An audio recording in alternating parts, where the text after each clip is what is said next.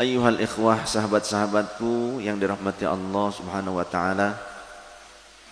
Ada orang yang mempermasalahkan tentang sholawat dan pujian menjelang sholat berjamaah tiba. Walaupun orang-orang itu menganggap dirinya adalah orang yang intelek karena mungkin lulusan Timur Tengah, tapi belum tentu dia adalah orang yang faqih dan alim. Belum tentu lulusan Universitas Timur Tengah dikategorikan atau mencapai derajat seorang yang alim ataupun faqih, walaupun dia sarjana lulusan Timur Tengah. Tapi memang banyak, ada juga yang sampai alim, faqih, banyak. Tapi tidak bisa dimutlakkan semuanya generalisir, semuanya sama, tidak. Karena di antara mereka juga ada yang menyalah-nyalahkan, membid'ahkan, bahkan melarang bersolawat kepada Sayyidina Muhammad SAW dan juga memuji Allah Ta'ala serta melantunkan syair doa ketika menjelang pelaksanaan sholat berjamaah fardu. Maka kita ambil dari beberapa kitab saja, di antaranya ada kitab Riyadhus Shalihin karya Al-Imam An-Nawawi rahimahullah wa qaddasallahu sirrah. Juga ada kitab Jala'ul Afham fi Sholati wassalam ala khairil anam karya Syekh Ibnul Qayyim Al-Jauziyah, murid Ibnu Taimiyah, ulama kebanggaan orang-orang Wahabi. Kita juga ambil dari sini juga sebagai bukti bahwasannya ulama mereka ternyata meriwayatkan riwayat-riwayat yang valid tentang hal yang disalah-salahkan oleh mereka. Kita akan pelajari. Kemudian ada juga di dalam kitab Fatawa Al-Fiqhiyah Al-Kubra karya Imam Ibnu Hajar Al-Haytami. Juga ada di dalam kitab Tanwirul Qulub karya Syekh Amin Al-Kurdi. Ada juga di dalam kitab Hasyiyah Al-Jamal karya Syekh Sulaiman Al-Jamal Al-Azhari Al-Misri, mufti Mesir, ulama Al-Azhar. Kita awali dari kitab Riyadhus Shalihin, kitab hadis Riyadhus Shalihin karya Al-Imam An-Nawawi rahimahullah ta'ala. Bismillahirrahmanirrahim. Wa an Abdullah bin Amr bin As wa an Abdullah bin Amr bin Al-As radhiyallahu anhuma, diriwayatkan dari sahabat Abdullah bin Amr bin As radhiyallahu anhuma. Sahabat Amr bin As ini adalah sahabat yang pernah menjadi gubernur Mesir pada saat beliau hidup. Asalnya beliaulah yang memburu para sahabat yang hijrah ke Ethiopia, ke Habasyi. Beliau sebelum masuk Islam, beliau itu memburu, ya, mau menangkap dan mempersekusi para sahabat yang diperintahkan hijrah ke Habasyi. Jadi sebelum perintah hijrah ke Madinah, terlebih dahulu perintah hijrah ke Habasyah, ke Afrika. Tapi karena kepatuhan kepada Allah dan Rasulullah, para sahabat tidak melihat itu adalah negeri Afrika, negeri orang negro, ya, ataupun negeri yang tandus sekalipun. Mereka tidak melihat itu. Bahkan Habasyi itu bukan negara Islam. Habasyah itu negara Kristen, negara Nasrani, ya. Bahkan rajanya, Raja Najasyi itu pemeluk kekristenan yang taat, yang patuh. Masih menggunakan kitab-kitab lama, tentunya bukan kitab yang baru sekarang yang sudah dirubah-rubah. Sehingga akhirnya Raja Najasyi sendiri menjadi Islam, masuk Islam. Karena ciri-ciri Rasul yang terakhir, Nabi yang terakhir, ketika ditanyakan kepada para sahabat yang hijrah ke sana, ke Habasyah, ternyata persis dengan apa yang terdapat di dalam kitab sucinya. Jadi tanda-tanda kenabian dan kerasulan itu benar adanya, disampaikan oleh para pengikut Nabi Muhammad yang hijrah ke sana.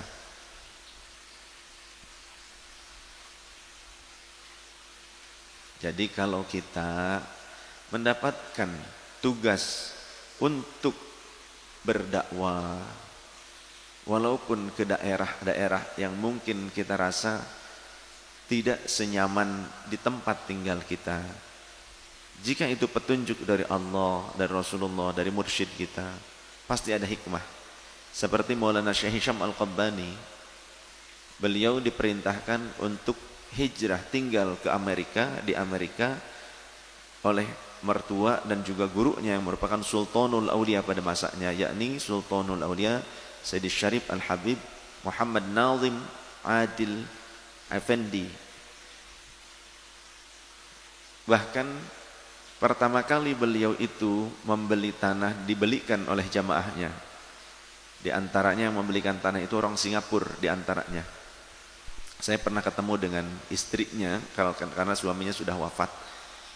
Waktu itu dengan Umi juga kita ngobrol, ngumpul bareng di Jakarta, beliau kebetulan di Jakarta, itu yang membelikan tanah Tegalan. Tanah Tegalan tidak berpenduduk. Toangan, tidak berpenduduk. Jadi Maulana Syekh Hisham pertama kali, kenapa di situ? Karena beliau membeli tidak asal. Jadi beliau itu berjalan kaki ke arah sana. Ketika belum ada petunjuk, ganti lagi berjalan kaki ke arah sana, jauh jalan kaki lagi. Ketika di satu tempat beliau melihat sosok Grand Sheikh, melihat sosok gurunya sendiri, yakni Grand Sheikh Abdullah Faiz Ad-Dagestani. Karena Syekh Hisham juga selain berguru kepada Syekh Nazim, dulu bersama-sama dengan Syekh Nazim berguru kepada Syekh Abdullah Faiz Ad-Dagestani di Damaskus, di Suriah. Pernah tinggal di sana juga. Jadi di Amerika itu justru di Tegalan itu, di tanah yang tak berpenduduk, beliau itu mencari tanah itu seperti itu. Sambil sholawat, sambil berzikir minta petunjuk Allah, ternyata ada sosok gurunya yang padahal sudah intiqal, sudah berpindah alam, sudah wafat. Tapi ada di situ, menunggu. Ya Hisham, di sini katanya. Sambil memegang tongkat, menunjuk dengan tongkatnya, di sini tempatmu, di sini tempatmu, di sini tempatmu. Maka Maulana Syekh Hisham membeli tempat itu. Belum ada penduduk pada saat itu. Di tempat tersebut, di kampung itu belum ada. Masih Tegalan, toangan. Bahkan istrinya tersendiri, Hajjah itu sebetulnya mengungkapkan, karena beliau kan berdua aslinya orang Libanon. Maulana Syekh Hisham asli Libanon, istrinya juga putri daripada Syekh Nazim, ya, dari Siprus, Turki lah dekatnya. Beliau sebetulnya kurang betah berada di Amerika pada saat itu. Pada saat dimana Islam itu menjadi hal yang dirasa fobia oleh sebagian besar warga masyarakat di sana. Menakutkan seolah-olah. Terlebih beliau itu datang dari negeri yang hancur luluh lantak karena peperangan, dari Libanon. Tentunya mungkin terasing. Bahkan banyak masyarakat di sana juga yang mungkin sinis terhadap beliau. Tapi karena sam'an wa ta'atan kepada guru, patuhnya kepada guru, beliau terus tinggal di sana. Hikmahnya apa? Bahkan dulu ketika awal Maulana Syekh Nazim dibawa oleh Syekh Hisham ke Amerika, itu di awalnya itu dibawa ke Disneyland. Ke Disneyland oleh Syekh Hisham. Maulana Syekh Nazim itu pertama kali datang ke Amerika langsung dibawa ke Disneyland. Kenapa dibawa ke Disneyland? Maulana berharap cahayanya yang Allah berikan kepada Sultanul Aulia, cahaya petunjuk, cahaya hikmah, rahasia, asrar, sirrullah yang diberikan kepada Sultanul Aulia Syekh Muhammad Nazim, itu akan dipancarkan di tempat yang dimana tempat berkumpulnya orang-orang Amerika di sana, bahkan dari mancanegara berkumpul di sana, dan mereka akan membuat cahaya itu yang kelak akan menjadi orang-orang Islam. Dan ternyata benar. Sampai di kemudian waktu dibuatlah parade muslim, parade sufi selama 14 hari. Ada event festival sufi selama 14 hari. Saya mendapatkan riwayat langsung valid dari seorang qori yang berasal dari Bandung Garut, ya, Bandung, perbatasan Bandung Garut, Cicalengka, ya, Kiai Asep, dan juga putra dari Buya Syahid, Kang Rifat. Saya dari Kang Asep, Kiai Asep. Beliaulah salah satu dari 4 atau 6 qori dari Indonesia, qori nasional, qori internasional, dikumpulkan juara-juara internasional untuk ikut event sufi di sana. Beliau menyaksikan, kata beliau, Habib, wallahi saya menyaksikan itu karomahnya Maulana Syekh Hisham. Orang-orang tak kurang dari 20.000 orang setiap harinya masuk Islam. Selama 14 hari itu ngantri, orang tuh ngantri benar-benar, sampai-sampai jenderal-jenderal angkatan bersenjatanya Amerika pun ketika menghadap ke Maulana, Maulana langsung nunjuk, kapan anda bersyahadat? Baik ya Syekh, sekarang, langsung. Maulana Syekh menunjuk kapan anda bersyahadat, langsung saat itu, baik ya Syekh. Kemudian juga Muhammad Ali datang berbai'ah kepada Maulana. Michael Jackson juga masuk Islam kepada beliau. Di tangan beliau, wasilah beliau. Jadi kata Kiai Asep waktu itu, beliau menceritakan, saya takjub luar biasa. Benar-benar Allah tunjukkan kebesaran walinya ini.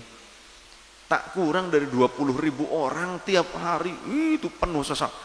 Dan diadakan parade jalan kaki pawai, ribuan orang pada masuk Islam, melihat parade itu, ikutan parade, dan itu baiat kepada Maulana. Sallallahu ala Nabi Muhammad. Subhanallah walhamdulillah wala ilaha illallah wallahu akbar. Jadi pasti ada hikmah. Jangan kita selalu ingin berada di zona nyaman.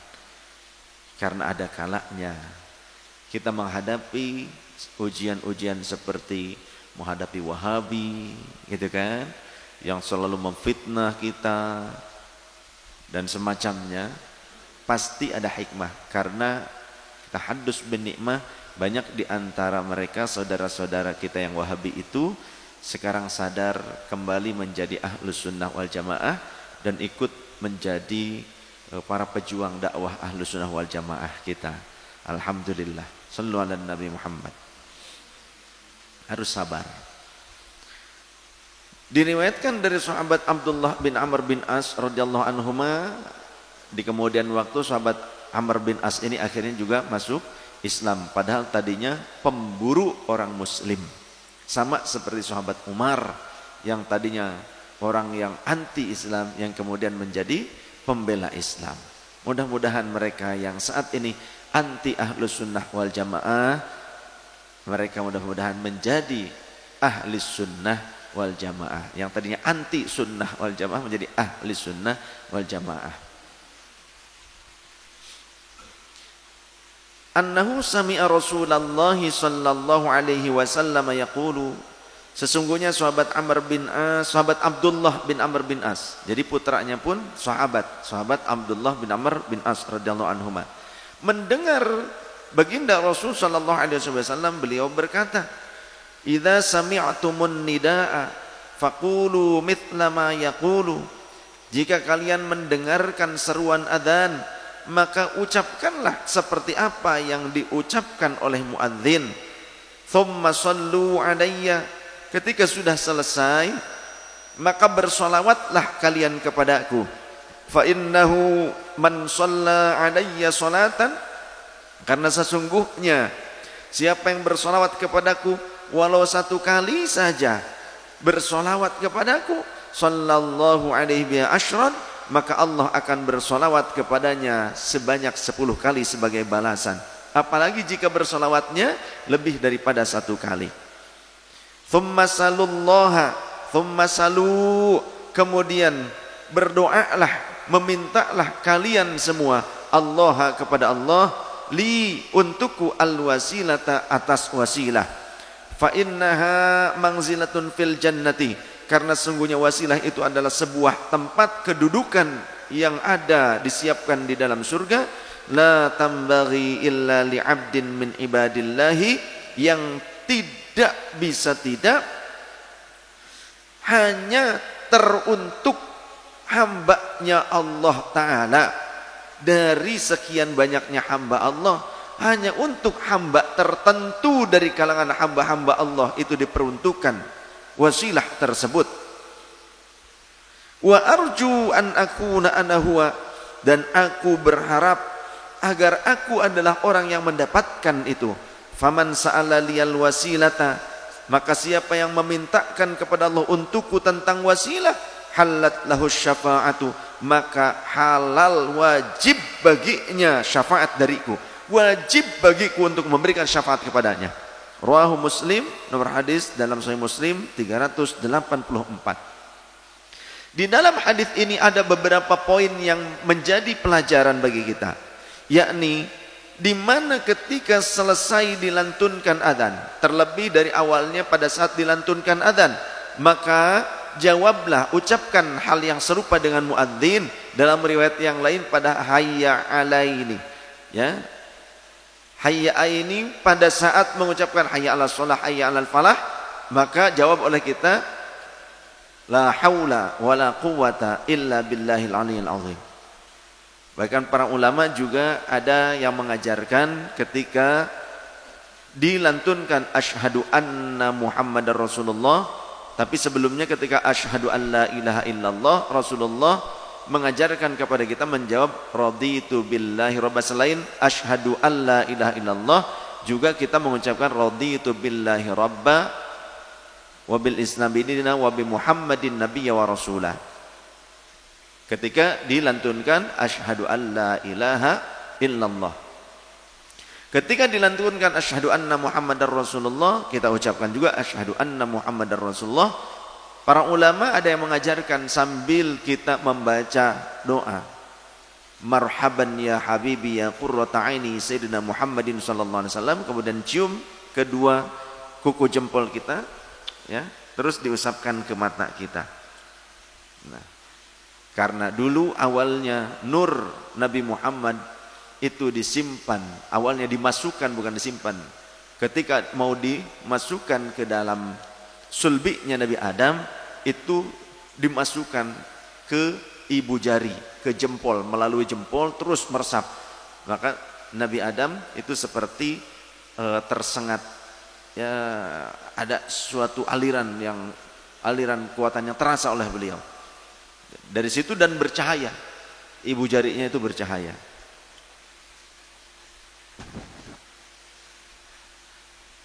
Yang menurut para ulama, mudah-mudahan siapa yang mengamalkannya, yang mengusapkannya ke matanya, mudah-mudahan matanya tidak mendapatkan kebutaan, matanya tidak mengalami kebutaan, ya, atau katarak. Kalau katarak itu jadinya mata itu memutih seperti ada perak yang menghalangi, jadi tidak hitam lagi, biasanya terhalang jadinya. Mudah-mudahan ketika sering mengamalkan itu akan terhindar. Yang kedua, pelajaran dari hadis riwayat Imam Muslim ini adalah ketika kita selesai menjawab muadzin, kita dianjurkan bersolawat kepada baginda Nabi Sallallahu Alaihi Wasallam. Setidaknya minimal sekali, syukur-syukur lebih daripada satu kali. Karena perintah Allah, ya ayyuhalladzina amanu sallu alaihi wasallimu taslima, bukan hanya satu kali, tapi amrun mustamirratun, perintah yang terus menerus, berkelanjutan. Jadi perintah sholawat itu bukan hanya sekali, tapi terus menerus kita dianjurkan, diperintahkan oleh Allah untuk terus menerus bersolawat kepada baginda Nabi SAW kapanpun kita mampu dalam kondisi yang selayaknya. Ya, kalau di dalam toilet hanya di dalam kolbu saja yang diperbolehkan, tidak boleh diucapkan oleh lisan, hanya boleh diingat dengan akal pikiran kita saja, tidak boleh diucapkan oleh lisan kita. Maka selesai adzan, sebelum pelaksanaan sholat, itu sunnah kita bersolawat kepada baginda Nabi SAW, bukan bid'ah. Jadi kalau ada orang yang mengatakan solawat menjelang sholat itu bid'ah, itu orang kurang adoh dolanane, kurang jauh piknik kitabnya, atau bisa jadi dia itu pendusta yang menutupi kebenaran. Ya, walaupun dia sarjana Timur Tengah sekalipun, bisa jadi pendusta. Jangan dikira pokoknya kalau lembaga pendidikan di Timur Tengah sudah pasti valid semua lulusannya. Enggak juga. Karena dosen di Universitas Madinah juga ada yang ditangkap oleh pemerintah Saudi. Karena apa? Terafiliasi, ya, beberapa dosen terafiliasi dengan kelompok Hizbut Tahrir. Hizbut Tahrir kan bukan cuma di Indonesia, ada beberapa negara yang ternyata tujuan untuk apa? Termasuk di Saudi sendiri dilarang. Terafiliasi dengan kelompok Hizbut Tahrir, terafiliasi juga dengan kelompok Wahabi keras. Di Saudi sendiri sekarang ditangkepin. Yang Wahabi keras itu kalau ketahuan itu ditangkepin. Juga ada yang mendukung ISIS. Ya, dari dosen-dosen itu ditangkap, termasuk juga imam-imam masjid di Saudi banyak yang ditangkap. Bahkan ketika khutbah Jumat memprovokasi langsung ditangkap. Ada polisi pada saat itu. Ada yang polisi pakai gamis, ada yang polisi pakai pakaian dinas gitu. Itu ditangkap, saya dapat videonya juga dan dapat juga informasi dari teman-teman di sana. Termasuk Imam Masjidil Haram. Ada beberapa imam Masjidil Haram di penjara. Bahkan tidak melalui pengadilan, langsung ditangkap dan dipenjara. Masuk kategori teroris. Imam Masjidil Haram. Ya. Berani mengkritik pemerintah pada saat itu ditangkap. Itu di Arab Saudi.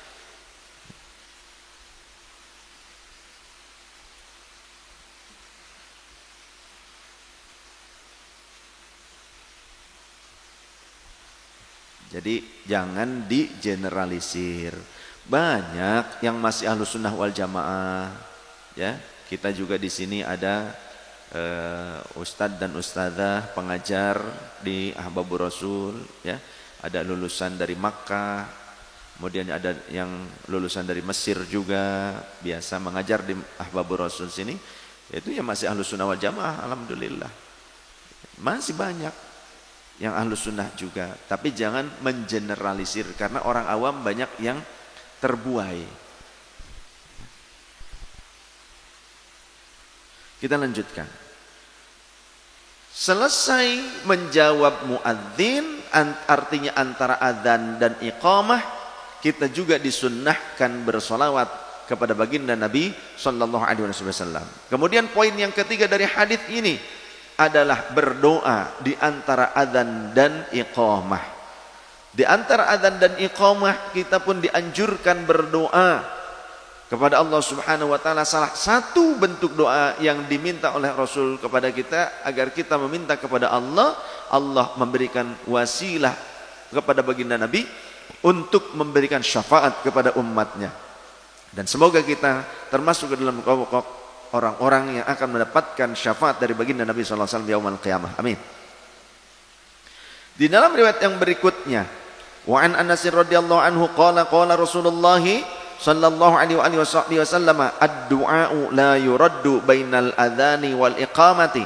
Rawahu Abu Dawud wa Tirmidzi wa qala haditsun hasanun. Kata baginda Rasul sallallahu alaihi wasallam, doa itu tidak tertolak di antara azan dan iqamah.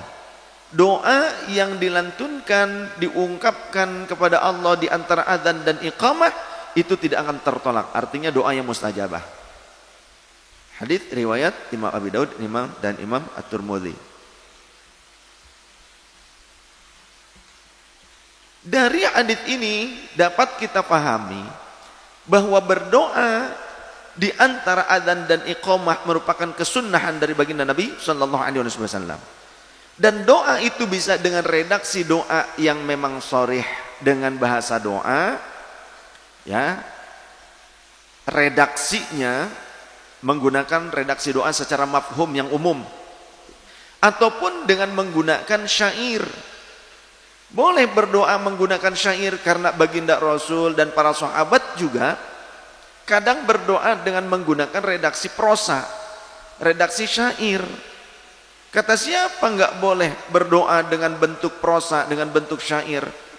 Di dalam kitab-kitab hadits yang muktabar pun banyak riwayat itu, ada riwayat itu, di mana Rasul berdoa menggunakan redaksi syair. Boleh kita bersyair tapi isinya doa.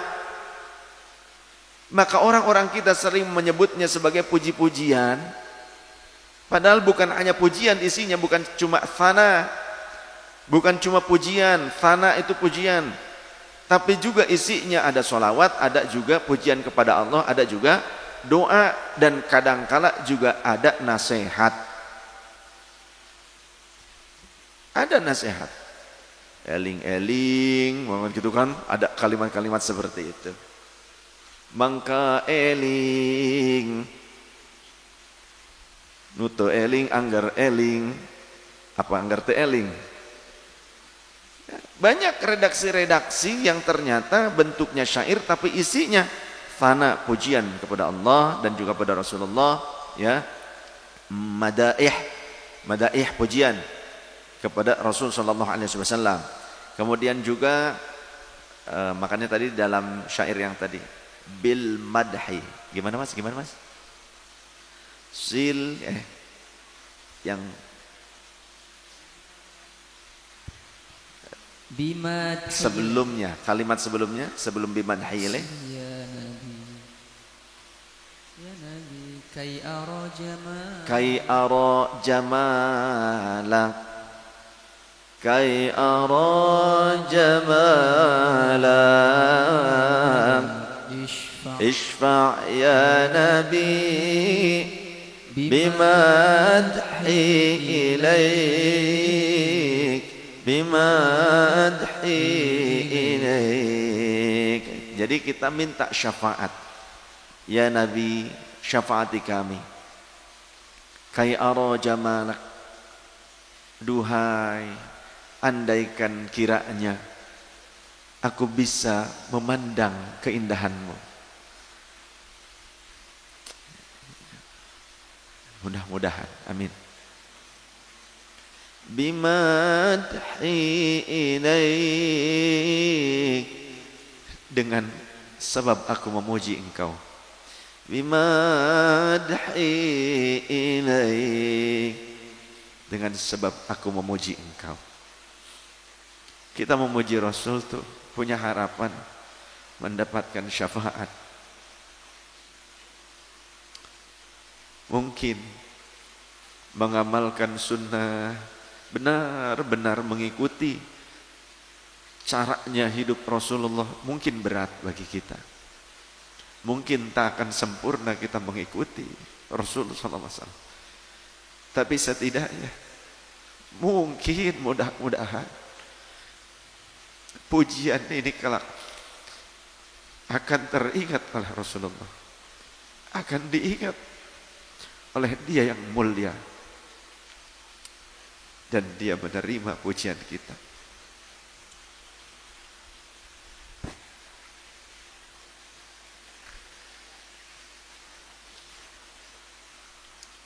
Apakah salah memuji-muji Rasul dengan syair di dalam masjid? Tentu tidak, karena pernah diriwayatkan dalam athar sahabat. Sahabat Hassan bin Thabit radhiyallahu an, orangnya tidak terlalu tinggi untuk struktur postur tubuh para sahabat, beliau cenderung agak pendek, tapi tubuhnya itu agak ngisi, agak berotot, busekel. Itu sahabat Hassan bin Thabit. Tapi suaranya indah dan ahli mengungkapkan syair-syair pujian kepada Rasul. Jadi beliau itu sebelum waktu sholat tiba, seringkali sudah berada di dalam masjid, dan ketika Rasul masuk menjelang adzan, gitu kan, Yang adzan bukan Rasul, yang adzan sahabat. Tapi sebelum adzan, ketika Rasul masuk atau setelah adzan, Rasul baru masuk ke dalam masjid, kan hanya melewati lawang pintu yang terhalang oleh tirai. Ya, di dalam rumah langsung pindah ke dalam masjid. Maka sahabat Hasan bin Thabit itu berdiri dan memuji-muji Rasul. Ya, yamdahu, memuji-muji Rasul sallallahu alaihi wasallam.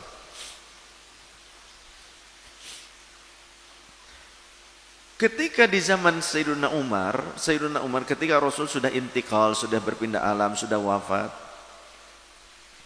sahabat Hasan bin Thabit tetap melantunkan pujian itu dengan syair-syair yang indah, memukau di dalam masjid. Padahal Rasul sudah intikal, berpindah alam, sudah wafat. Tiba-tiba sahabat Umar lewat di masjid itu dan melihat ke arah sahabat Hasan bin Thabit dengan pandangan yang sinis. Enggak terima, tidak setuju dengan perilaku sahabat Hasan bin Thabit yang bersyair di dalam masjid dengan memuji-muji Rasul. Sahabat Umar itu seolah-olah mendelik gini, begitu, sinis, seolah-olah tidak setuju, tanda tidak setuju dengan apa yang dilakukan oleh sahabat Hasan bin Thabit. Ketika sahabat Hasan bin Thabit menyadari sahabat Umar itu tidak setuju dengan pandangannya seperti itu, tidak berbicara. Sahabat Umar tidak berbicara, enggak bilang bid'ah ente, oh ya, enggak. Tapi hanya gini aja, ya, memandang dengan pandangan yang tidak setuju, sinis. Maka sahabat Hasan bin Thabit berkata, wahai Umar, sungguh aku telah melantunkan puji-pujian, syair-syair pujian ini di masjid ini, di dalam masjid ini, di hadapan orang yang lebih mulia daripada engkau. Mendengar kalimat ini sahabat Umar langsung, hah? Ya gitu, kata mungkin ya. Pergi akhirnya. Karena sahabat Hasan bin Thabit mengatakan demikian, hai Umar, sesungguhnya aku telah memuji-muji Rasul di dalam masjid ini di hadapan orang yang lebih mulia dibandingkan kau, yakni Rasulullah. Dan Rasul tidak melarangku. Bahkan Rasul tersenyum seraya memeluk sahabat Hasan bin Thabit pada saat itu dan mendoakannya. Bahkan di dalam suatu riwayat, Rasul menempatkan sahabat Hasan bin Thabit alal minbar, di atas minbar. Sini Hasan bin Thabit, sini, naik ke mimbar. Ke mimbar Rasul, naik. Kemudian disuruh melanjutkan madaih tersebut, pujian-pujiannya, dan Rasulullah tersenyum dan mendoakan sahabat Hasan bin Thabit dengan doa yang baik. Itu ada di dalam hadis. Jadi mengapa pula sekarang ada orang yang kok melarang-larang dan menganggap buruk memuji-muji Rasulullah SAW di masjid, apalagi dengan sholawat. Memuji saja itu sudah ada di zaman Rasul, berarti itu adalah sunnah baginda Rasul sallallahu alaihi wasallam. Sehingga di dalam kitab Jala'ul Afham karya Syekh Ibnul Qayyim Al-Jauziyah ada riwayat, ini adalah ulama yang sangat digandrungi oleh orang-orang Salafi Wahabi. Orang Wahabi itu sangat gandrung kepada Syekh Ibnul Qayyim Al-Jauziyah, murid Ibnu Taimiyah. Diriwayatkan di dalam kitab ini, haddatsana Sulaiman bin Harab, haddatsana Hammad bin Salamah an Abdullah bin Abi Bakar. Qala, ia berkata, kunna bil Khaifi. Suatu hari kami sedang berada di Masjid Khaif. Masjid Khaif itu adanya di Mina dan biasa digunakan oleh orang-orang yang sedang melaksanakan hajian. Ya, mabit di sana. Wa ma'ana Abdullah ibnu Abi Utbah, dan bersama kami saat itu siapa? Sayyiduna Abdullah bin Abi Utbah. Fahamidallaha, Sayyiduna Abdullah bin Abi Utbah, dia memuji-muji Allah, wa athna alaihi, dan melantunkan pujian-pujian kepada Allah. Bukan cuma alhamdulillah, tapi memuji-muji Allah. Puji-pujian di dalam Masjid Khaif. Yang di Masjid Khaif itu dikuburkan beberapa nabi terdahulu, dikuburkan di dalam Masjid Khaif di situ. Tapi digunakan untuk sholat.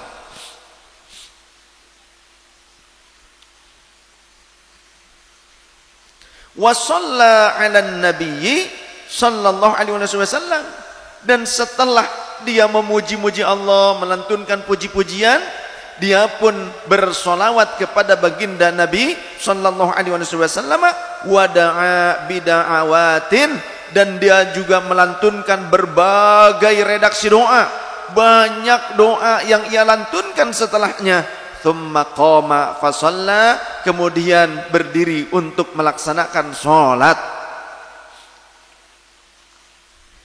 Dan riwayat ini sahihun, ya. Riwayatnya sahih, di antaranya di dalam Fadlus Salati 'alan Nabi sallallahu alaihi wasallam, Sahifah ke-76 karya Al-Albani. Syekh Albani, Syekh Wahabi sendiri menyatakan di dalam kitab sahihnya. Beliau menyatakan washahahu Albani, Syekh Albani Al-Wahabi itu menyatakan dalil riwayat ini riwayatnya sahih. Para sahabat tabi'in melakukan hal itu. Kenapa ada sekarang orang sebagian mengatakan dirinya itu adalah sarjana Timur Tengah lah, atau mengaku sebagai ustaz, tapi dia melarang-larang pelaksanaan puji-pujian di dalam masjid, sholawat kepada Nabi di dalam masjid, kemudian redaksi-redaksi doa yang banyak di dalam masjid sebelum pelaksanaan sholat.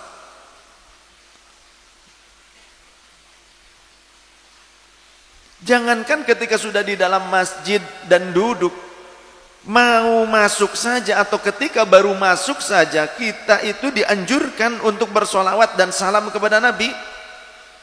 Di antaranya ada riwayat, haddatsana Sulaiman bin Harb haddatsana Syu'bah an Ishaq qala sami'tu Sa'id bin Harran. Sa'id bin Harran qala qultu li Alqamah, aku berkata kepada Alqamah, ma aqulu idza dakhaltul masjidah, wahai Imam Alqamah, apa yang harus aku ucapkan ketika aku masuk masjid? Qala taqulu, ucapkan olehmu, sallallahu wa malaikatuhu ala Muhammadinis salamu alaika ayyuhan nabiyyu wa rahmatullahi wa barakatuh. Semoga salawatnya Allah dan para malaikatnya tercurahkan untuk baginda Nabi Muhammad, serta salam untukmu wahai Nabi Muhammad sallallahu alaihi wasallam, dan rahmat Allah serta keberkahannya juga tercurah untukmu.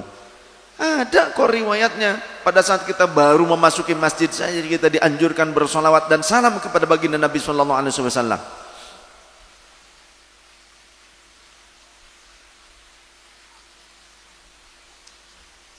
Dan solawat itu tidak harus solawat redaksinya yang diajarkan langsung dari Nabi Muhammad saja. Boleh kau kita menggunakan redaksi solawat yang tidak diajarkan oleh Nabi Muhammad, sebagaimana juga solawat sahabat Abdullah bin Abbas. Di antaranya waqala Ali bin Al-Madini haddatsana Sufyan haddatsani Ma'mar an Ibnu Tawus an abihi, yani Imam Tawus. Imam Tawus itu tabi'in yang berguru kepada 50 sahabat. Imam Tawus itu merupakan salah satu min kibaril ulama, min kibarit tabi'in, ulamanya, pembesar ulama dari kalangan tabi'in. Qala, beliau berkata, sami'tu Ibnu Abbas radhiyallahu anhuma yaqulu, aku mendengar sahabat Abdullah bin Abbas radhiyallahu anhuma yaqulu, sepupunya Rasul, dia mengucapkan, Allahumma taqabbal syafa'ata Muhammadinil kubra warfa' darajatahul ulya wa a'tihi su'lahu fil akhirati wal ula kama ataita Ibrahim wa Musa alaihim wassalatu wassalamu. Riwayat ini sahih, bahkan ini dijelaskan wa isnaduhu sahihun mauqufun qalahu asy-Syaikh Albani. Syekh Albani Al-Wahabi itu mengatakan riwayat ini sahih. Kenapa orang-orang Wahabi melarang menggunakan redaksi solawat selain solawatnya Rasul, selain redaksi yang diajarkan oleh Rasul? Kenapa tidak boleh menggunakan redaksi solawat bid'ah hasanah?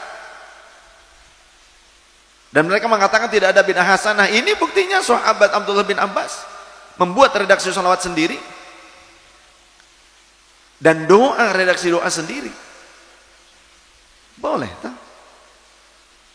Jadi siapa mereka? Mereka itu mukadzibun, pendusta. Satu sisi riwayatnya sahih, ya. Satu sisi berkata kalau dalilnya sahih kami terima, tapi di sisi lain bid'ah, dosa, haram, sesat, kafir. Bisanya cuma itu doang. Kenapa? Awalnya ingin membuat atau menunjukkan sesuatu hal yang aneh dulu di tengah-tengah masyarakat. Tapi ketika nanti masyarakat sudah terjerat oleh mereka, mereka melakukan itu juga sebetulnya. Ujung-ujungnya begitu-begitu juga.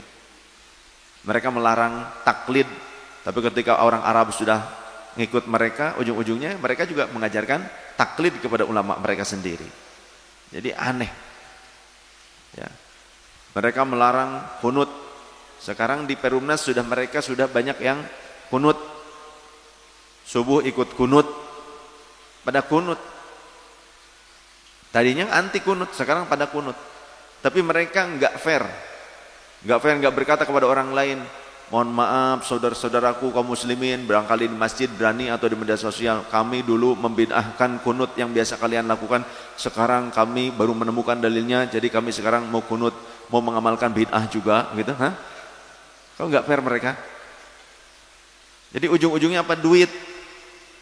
Maksudnya gimana? Mereka ingin menjerat dulu umat supaya menjadi pengikut mereka. Ketika menjadi pengikut mereka, ujung-ujungnya akan didulang uangnya.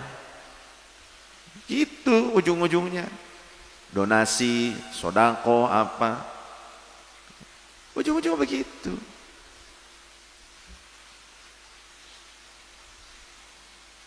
Ya sudah viral yang kayak kemarin-kemarin yang ACT itu ya kan. Awas hati-hati.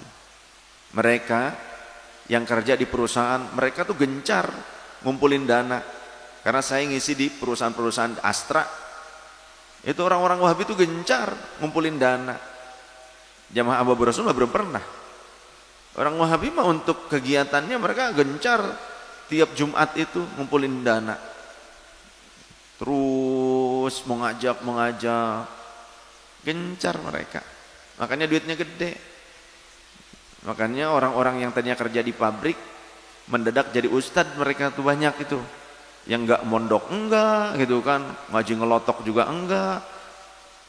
Punten, bukan berarti karyawan pabrik tidak ada yang alim, bukan berarti karyawan pabrik tidak ada yang bisa ngaji, banyak ada.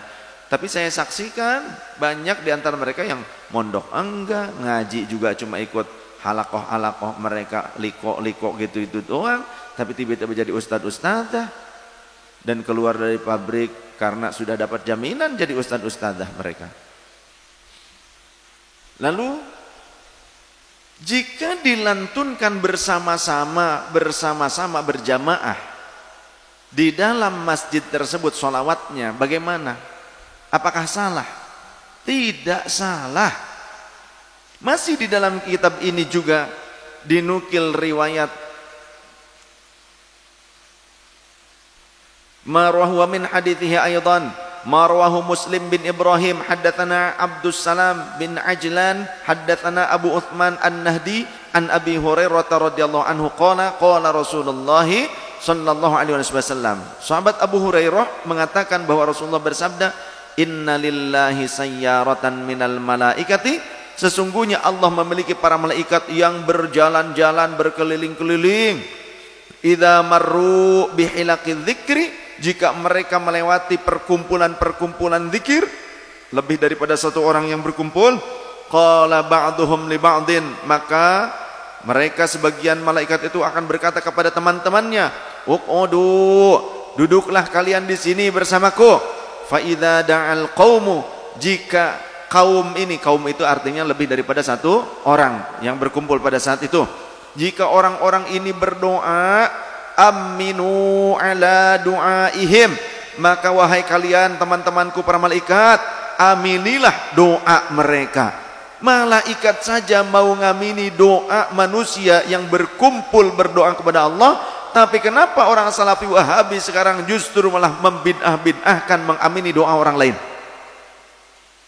Tidak mau doa bersama, padahal di sini para sahabat berdoa bersama kepada Allah, bahkan malaikat kata Rasulullah ikut mengamini doa mereka. Yang membid'ahkan siapa dong? Yaitu berarti bukan kelompok malaikat, bukan temannya para malaikat, tapi kelompok demit wa ashabuhu, ya, kelompok demit dan teman-temannya.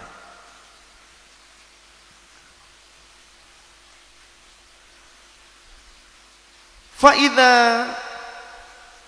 sallu 'alan nabi sallallahu alaihi wasallam, dan jika mereka bersolawat kepada Nabi sallallahu alaihi wasallam, kaum tersebut, jika orang-orang ini mereka bersolawat semua, ya, enggak cuma wa idza shalla, tapi menggunakan kata jamak di sini.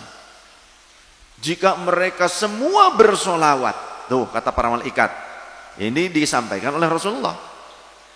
Jika mereka semua yang berkumpul ini bersolawat kepada baginda Nabi sallallahu alaihi wasallam, sallu, maka bersolawatlah kalian wahai teman-teman malaikatku, ma'ahum, bersama-sama dengan manusia-manusia ini, kelompok solawatan ini, hatta yafruhu, sampai mereka selesai. Jangan kalian pergi dulu kecuali kalian kerja malam. Itu kata malaikat. Barangkali ada malaikat yang shift 3. Kecuali kalian shift 3, ya, nopang langit, ya. Kalau manusia kan nopang kebutuhan hidup keluarga. Gitu. Nggak apa-apa ya teman-teman yang ternyata kerja malam, tetap istiqomah, duduk di majelis walaupun setengah jalan, separuh jalan dapatnya, tetap nggak apa-apa, ikuti saja. Nanti langsung berangkat kerja, tinggal nanti besoknya diulang lagi kajian kita, tayangan kajian kita, supaya tidak putus, supaya selesai, mengertinya, paham sampai selesai. Tapi kalaupun hanya setengah kita bisanya duduk di majelis, Allah akan mencatat seperti orang yang istiqomah sampai akhir. Itulah istiqomah hebatnya tuh. Orang istiqomah tuh luar biasa. Jangan anggap biasa.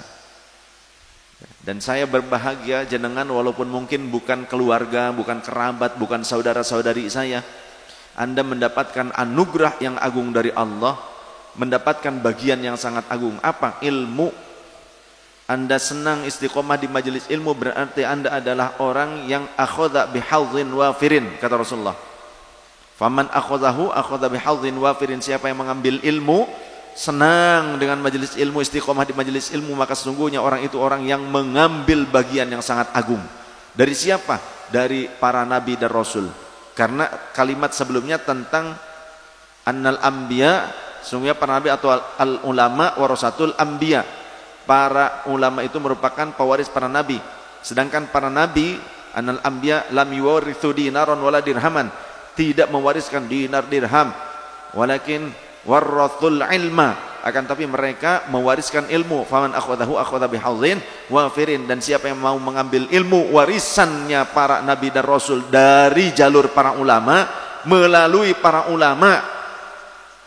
Di sini ulama yang sedang dijelaskannya, subjeknya adalah ulama. Jadi mengambil ilmunya harus dari ulama.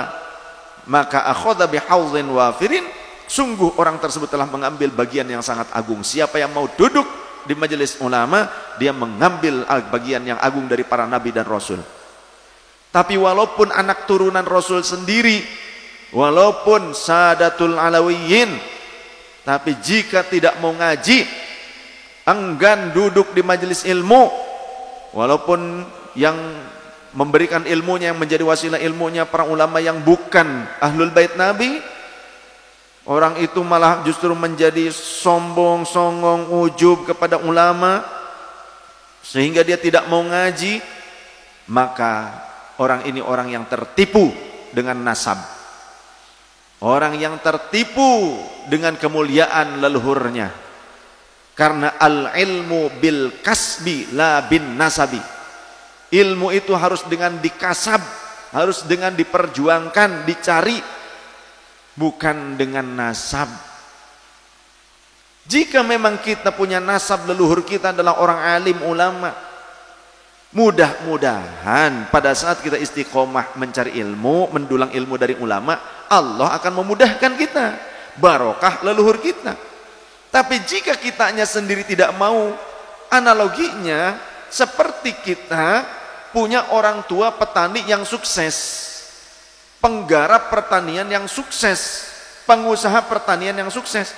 Kita oleh orang tua kita, sukses orang tua kita, mungkin buyut kita, kakek kita, petani sukses. Kita lantas diberikan cangkulnya, aritnya, goloknya, semprotannya, kemudian kerbaunya, diberikan kepada kita supaya kita melanjutkan kesuksesan leluhur kita, orang tua kita. Tapi kita malah jual kerbaunya, jual cangkulnya, bahkan sesawah-sawahnya kita jual, kita biarkan saja terbengkalai begitu saja, tidak digarap. Apakah akan sukses? Ilmu juga seperti itu. Kalau leluhur kita, orang tua kita adalah ahli ilmu, tapi kita tidak mau menjadi ahli ilmu, kita tidak punya upaya, semangat untuk terus mempelajari ilmu, jangan harap kita bisa seperti leluhur kita. Yang ada kebodohan akan menjadi penyakit bagi kita dan nama baik leluhur kita. Karena dengan kebodohan kita bisa bertindak konyol, kita bisa bertindak buruk. Karena kebodohan. Terlebih kebodohan yang disandingkan dengan sombong atas nama nasab yang mulia. Lebih parah lagi. Punten-punten. Ya, makanya banyak saudara-saudara yang ahlul bait juga ya enggak kuat ngaji sama saya. Karena bab seperti ini, bab tentang menggodok jiwa seperti ini sering kali disampaikan. Karena banyak di antara mereka saudara-saudara ahlul bait itu yang enggak semua, ada segelintir yang ya inginnya mudah nyari duit dengan nasab, jadi pakai nasab untuk ngasab. Kalau ikut dengan saya inginnya supaya dapat uang dengan mudah dari jamaah. Ini juga menjadi ajakan kepada keluarga saya, kepada kerabat saudara-saudari saya dimanapun berada. Leluhur kita itu adalah orang yang ahli ilmu dan amal soleh dengan ilmu. Mari, terlebih nanti anak-anakku, keturunanku, keluargaku, kerabatku, murid-muridku, yuk kita harus punya sifat semangat seperti leluhur kita yang ahli ilmu. Terus perdalam, cintai ilmu dan amal soleh dengan ilmu. Semoga Allah menyelamatkan kita. Tapi juga istiqomahlah. Karena walaupun kita anak keturunan dari ulama, tapi jika kita tidak istiqomah, kalah oleh orang yang bukan turunan ulama tapi istiqomah. Maka saya bersyukur, saya bangga kepada antum semua yang walaupun bukan turunan ulama, mungkin juga orang tuanya nggak bisa baca Quran gitu kan, cuma petani atau orang awam, kadang sholat juga belang bentong, orang tuanya mungkin ada yang begitu, tapi anaknya istiqomah. Maka saya salut, hebat, dibandingkan anak turunan ulama tapi anti ngaji, malas ngaji, nggak mau beramal soleh dengan ilmu, mengamalkan ilmu yang menjadi warisan leluhurnya. Nah, lebih baik yang biasa tapi istiqomah. Mudah-mudahan antum adalah orang-orang yang memang dikehendaki oleh Allah untuk menjadi baik. May yuridillahu bihi khairan yufaqihu fid din. Siapa yang dikehendaki oleh Allah untuk menjadi orang baik, dia akan difaqihkan di dalam agama. Dan bertafakuh fid din itu artinya belajar, memahami agama. Al ilmu bit ta'allum, ilmu itu harus dengan cara belajar mengajar. Dari mana? Ya dari sumbernya. Siapa? Ya ulama. Man salaka tariqan yaltamisu fihi ilman sahhalallahu lahu tariqan ilal jannah. Siapa yang berjalan menuju tempat ilmu untuk mendapatkan ilmu, mempelajari ilmu yang bermanfaat, maka Allah akan mudahkan baginya jalan menuju surga.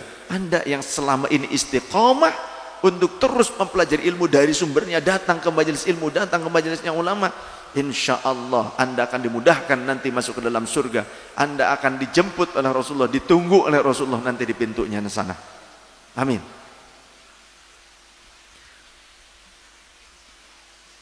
Kita lanjutkan hadis yang tadi. Kata para malaikat, Jika orang-orang ini mereka bersolawat kepada Nabi SAW, maka bersolawatlah kalian bersama mereka. Malaikat justru malah mengajak teman-temannya untuk ikut bersolawat, bukan ikut membidah-bidahkan.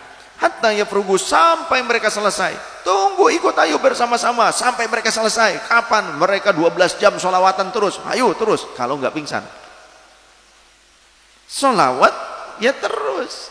Malaikat mah nggak pingsan, kita yang pingsan. Kenapa? Salatri, nyeri beteng, perih beteng, candahar. Thumma yaqulu ba'duhum li ba'din. Kemudian sebagian dari para malaikat itu berkata kepada teman-temannya, tuba lihaula'i yarji'una maghfuran lahum, atau yurja'una maghfuran lahum.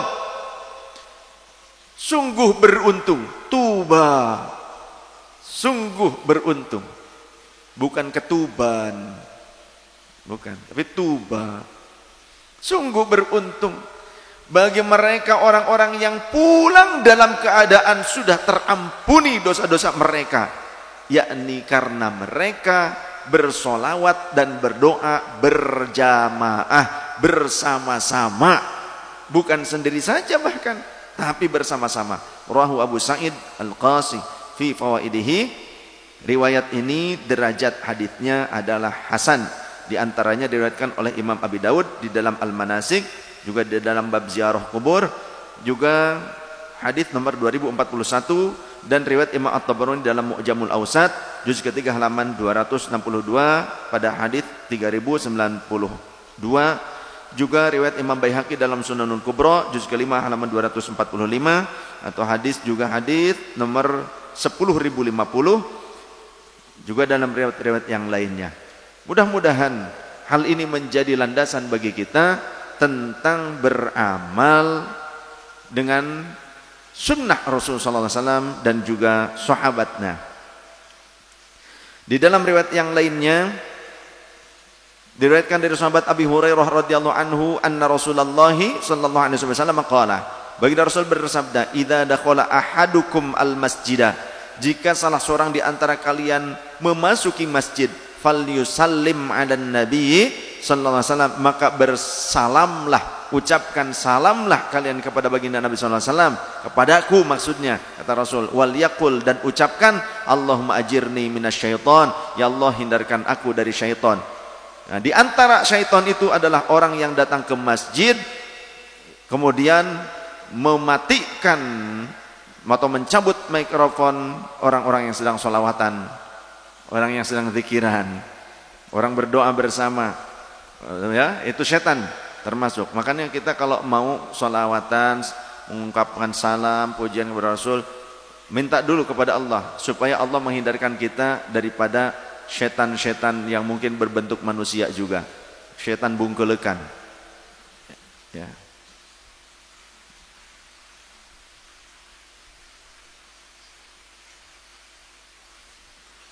Siapa lagi yang lebih zalim dibandingkan orang-orang yang melarang mengangkat suara dengan zikir di dalam masjid, ya.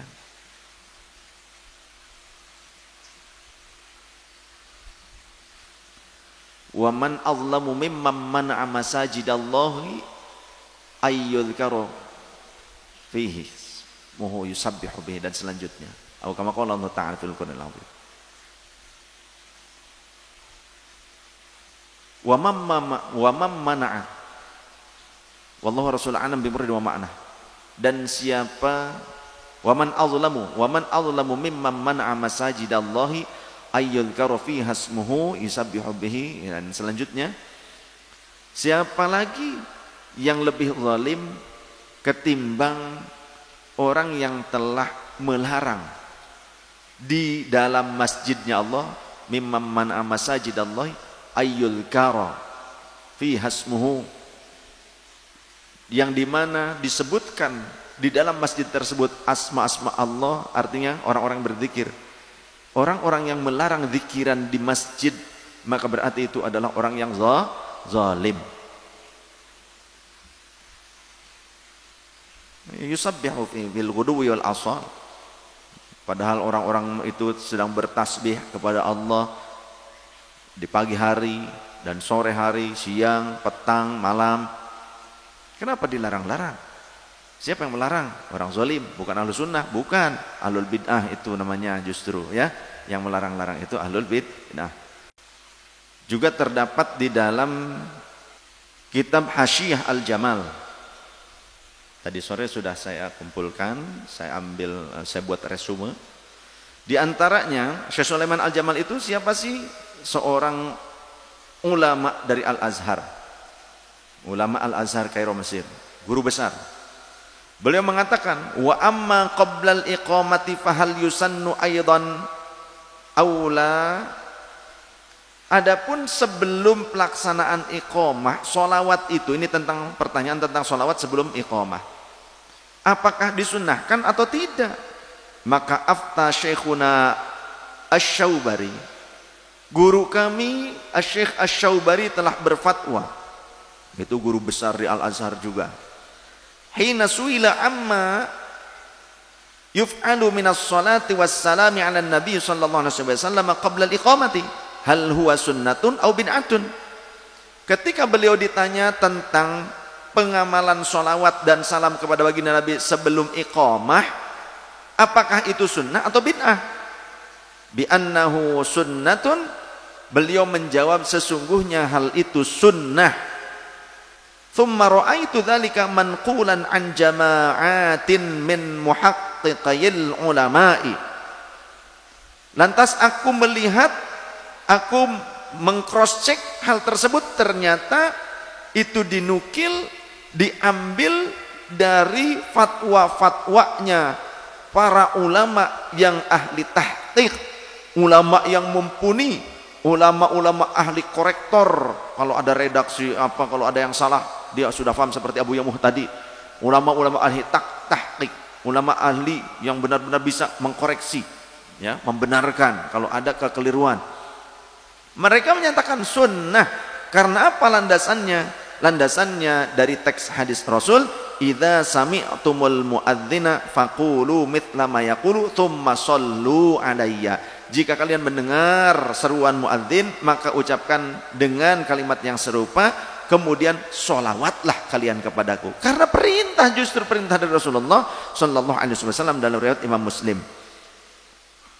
Kemudian kalau ternyata redaksinya mengandung redaksi doa, itu masuk ke dalam kategori yang tadi sudah kita jabarkan, la yuraddu du'a bainal adzan wal iqamah.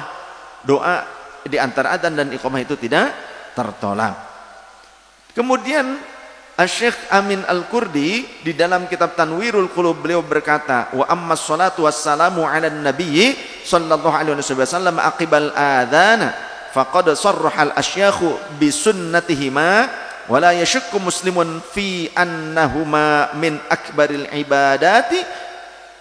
Dan adapun sholawat dan salam kepada baginda Nabi SAW setelah adzan itu sungguh telah dibenarkan, telah dijelaskan. Faqad sarraha, telah menjelaskan hal itu siapa? Al-asyakhu, para syekh, ya, para guru, para masyayikh, bisunnatihima, tentang kesunnahan sholawat dan salam setelah adzan.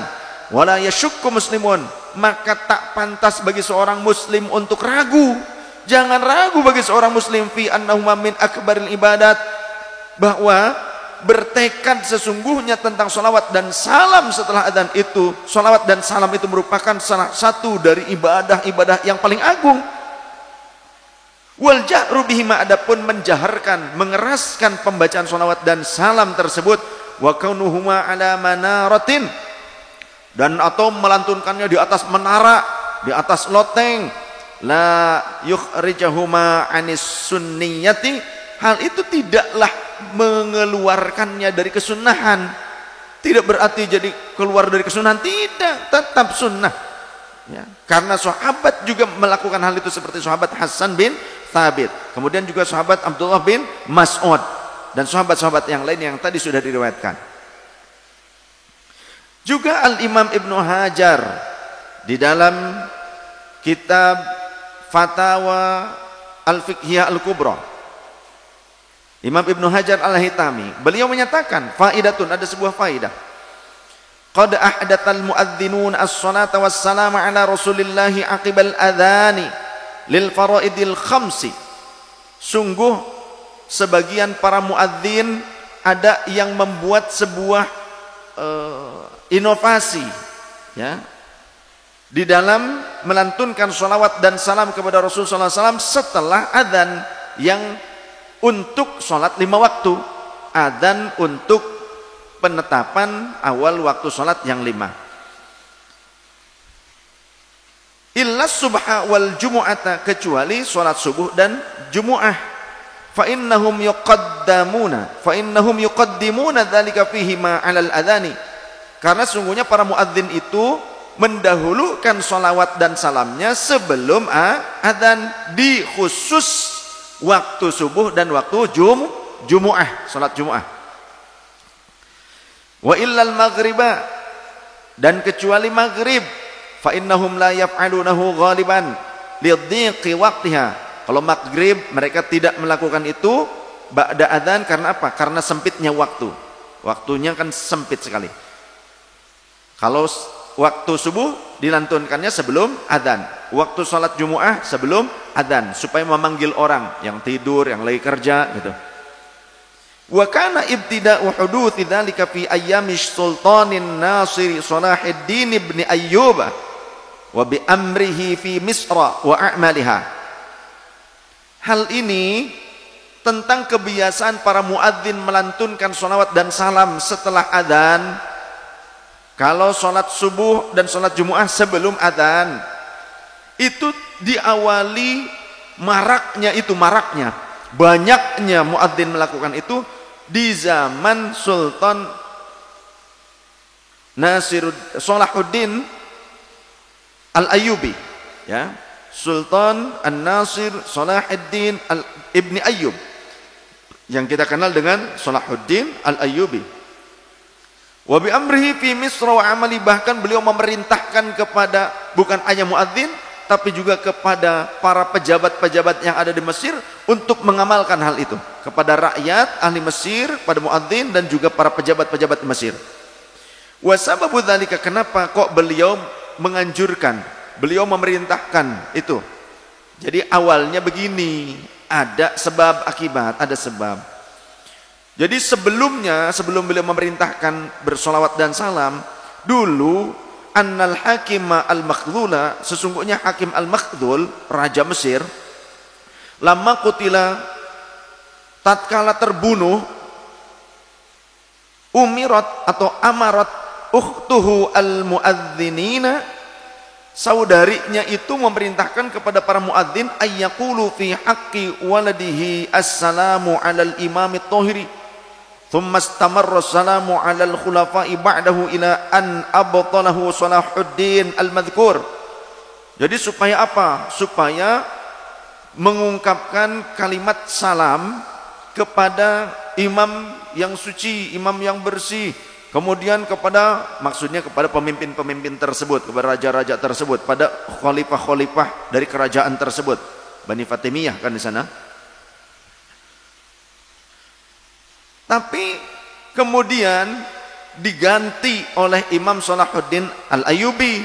Redaksinya bukan redaksi tentang pujian-pujian sanjungan kepada para raja terdahulu, para khalifah terdahulu, tapi diganti dengan apa? Ya, ba'dahu ilan abdullahu Salahuddin al-madhkur wa ja'alahu badalahu as-salata was-salam 'ala nabi sallallahu alaihi wasallam, dan beliau mengganti redaksi tersebut dengan salawat dan salam kepada baginda Nabi sallallahu alaihi wasallam karena mengikuti riwayat-riwayat hadis dan athar sahabat. Itu yang tetap berlangsungnya adalah salawat dan salam karena itu ajaran Nabi dan para sahabat. Fa ni'ma ma fa'ala, dan ini hal yang baik untuk dilaksanakan. Fajazahullahu khairan, dan semoga Allah membalas kebaikan beliau yang menginstruksikan hal ini. Walaqad ustuftiya masyayikhuna wa ghairuhum fi sholati wassalam alaihi sallallahu alaihi wasallam ba'da al-adhani 'ala al-kayfiyyati allati yaf'aluha al-muadhdhinuna fa aftau bi anna al-asla sunnatun. Dan para masyayikh Juga yang lainnya, guru-guru kami dan yang lainnya berfatwa tentang salawat dan salam kepada Nabi SAW ba'dal adzan, setelah adzan itu kaifiyah tersebut melakukannya bagi para muadzin itu merupakan kesunnahan, asal hukumnya sunnah. Sedangkan wal kaifiyatu bin'atun, tata caranya bisa saja dengan tata cara yang bid'ah, artinya yang tidak dengan redaksi yang diajarkan oleh Rasul, boleh-boleh saja. Wa huwa zahirun kama ulima mimma qarrarathu minal ahadithi, dan ini sudah masyhur, sudah banyak terbukti sebagaimana juga ditetapkan di dalam hadis-hadis Rasul. Sedangkan kata bid'ah tersebut tadi dijelaskan oleh Syekh Wahbah Az-Zuhaili di dalam kitab Fiqhul Islam wa Adillatuh. Beliau seorang ulama dari Syuriah, orang ahli fikih, ahli tafsir, ahli hadis. Beliau menyatakan yang dimaksud dengan kata kaifiyahnya, tata cara melaksanakan salawat dan salam itu boleh saja dengan bid'ah yang dimaksud bid'ah yang mubahah atau bid'ah hasanah, seperti dengan redaksi salawat-salawat yang tidak diajarkan oleh Rasul, tapi redaksi salawat yang dipakai oleh para ulama ataupun yang diajarkan oleh kaum muslimin secara umum. Boleh-boleh saja dengan menggunakan redaksi tersebut. Oleh karenanya jangan asal-asalan membid'ah-bid'ahkan, mengharam-haramkan, terlebih mengatakan sesat dan lain sebagainya. Seperti ada jamaah kita, ya, karyawan dari salah satu perusahaan otomotif yang tinggal di CKM, di Karawang, di Kelari, di CKM. Ketika menjelang adzan dia sholawatan. Kemudian ada orang Wahabi datang menunjuk-nunjuk, ya, mencak-mencak bilang ente kafir, ente syirik. Kenapa? Masa katanya sholat kepada Nabi, sholat itu kepada Allah. Dia melantunkan sholawat begini, as-sholatu ala nabi wassalamu ala rasul. Si Wahabi pikir sholat yang dimaksud sholat yang ada ruku'nya, yang ada sujudnya dilakukan kepada Nabi. Wah, itu kan kafir, syirik. Nah, inilah kebodohan yang mengakibatkan bisa terjadinya peperangan. Oleh karenanya orang yang jadi teroris yang mengatasnamakan Islam itu ideologinya Wahabi. Ya, teroris itu asalnya gemar menyalah-nyalahkan, kemudian gemar membunuh, menghalalkan darah saudara muslim yang berbeda. Di Somalia sendiri yang ternyata mayoritas memang Salafi Wahabi, bahkan pemerintahnya Salafi Wahabi, terjadi perang di antara mereka, sama-sama saling mengkafirkan satu sama lain dan terus saling membunuh satu sama lain, padahal sama-sama Wahabi. Jadi kalau jadi Wahabi itu awas, ajarannya itu ajarannya perang baik nantinya. Iya. Nah, sekarang yang menghancurkan Irak, yang menghancurkan Libya, menghancurkan Libanon, menghancurkan Mesir, siapa? Ideologinya apa? Suriah. Ideologi apa? Wahabi yang menghalalkan darah sama muslimnya. Maka awas, hati-hati. Awalnya gemar menyalah-nyalahkan, gemar kemudian menyesat-nyesatkan, mengkafir-kafirkan, ujung-ujungnya menghalalkan darah saudara muslimnya. Hanya karena berbeda pendapat di antara mereka sendiri, antara sesama Wahabi sendiri, itu saling mengkafirkan ternyata. Saling mengkafirkan. Ya, maka udahlah ngikut jadi santrinya KNU lah. Ya, ngelotok ilmunya KNU mah. Memahami dalil itu detail per hurufnya, harokat juga, ya, tidak asal. Semoga Allah menyelamatkan kita, menetapkan kita dalam akidah Ahlussunnah wal Jamaah. Melihat dari merujuk kepada tadi penjelasan dari ulama Al-Azhar, ya, dan juga Imam Ibnu Hajar, ya, riwayat-riwayat dari zaman Imam Salahuddin, maka kita juga selayaknya bijaksana jika menggunakan speaker, kalau bisa yang sholawatan, pujian itu yang suaranya bagus dan jangan sampai membuat gaduh. Itu juga sebagai bentuk kebijaksanaan, akhlak, etika yang bagus. Jangan yang membuat gaduh, rebutan mic gitu kan, kadang anak-anak gitu. Nah, diajarkan kepada anak-anak supaya tertib dan siapa yang bagus itu. Dan jangan terlalu nempel-nempel pada pakai mic tuh, kadang suka nempel-nempel. Aduh. Ya emang bising kalau seperti itu. Jadi harus tertib. Jauh aja, jauh. Atau tanpa mic juga boleh, mic-nya agak jauh gini ya, sholawatan bareng gitu kan, sholawat aja, sholawat kemudian gimana, tapi mic-nya jauh gitu, gak harus dekat-dekat, gak ada syarat mic-nya dideketin sebetulnya sampai nempel, gak. Kita harus bijaksana. Dan Bisa juga, bisa sebelum adzan. Sebelum adzan sebagai bentuk penarik jamaah, pengundang jamaah untuk segera datang ke masjid di awal. Ya. Dan nanti pada saat setelah adzan ya kita masing-masing bersolawat salam dan doa, itu kan selesai sholat qobliyah. Nah itu juga bisa diaplikasikan.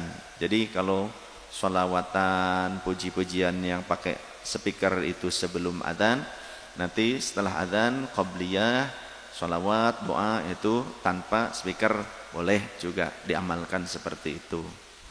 Ya. Kalaupun pakai speaker jangan terlalu sampai nggak bijaksana, jangan sampai begitu. Tetap harus bijaksana. Kita juga menghormati orang lain yang sedang melaksanakan sholat sunnah. Ya, menghormati orang lain yang sedang melaksanakan sholat sunnah.